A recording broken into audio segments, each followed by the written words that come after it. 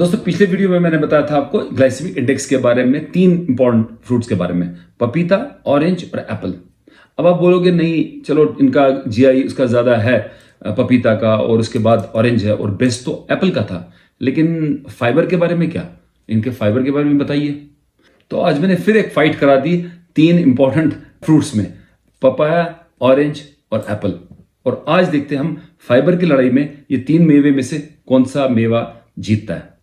तो आपको जान के हैरानी होगी कि पपीता का जो फाइबर है 100 ग्राम्स में, हम देखते हैं कितना फाइबर है। पपीता का 1.7 है।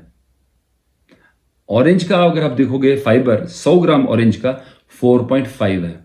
यानी जितना फाइबर होगा ज्यादा, वो उतना अच्छा मेवा माना जाता है, क्योंकि हमको फाइबर की रिक्वायरमेंट बहुत ज्यादा है।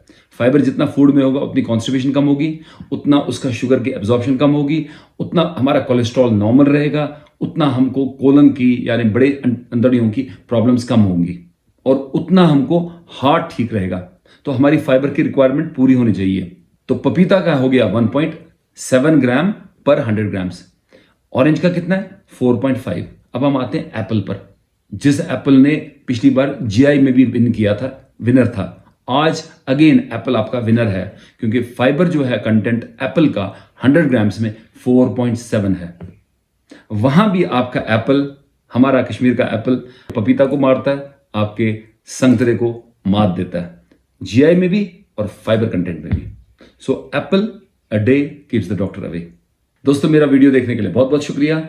मेरे वीडियो को लाइक कीजिए, मेरे चैनल को सब्सक्राइब कीजिए, मेरा वीडियो अपने दोस्तों में शेयर कीजिए, खासकर उन दोस्तों में जिनके पेरेंट्स, जिनके फ्रेंड्स या वो खुद डायबिटीज से सफर करते हैं, ताकि उनको इस वीडियो का बेनिफिट मिले।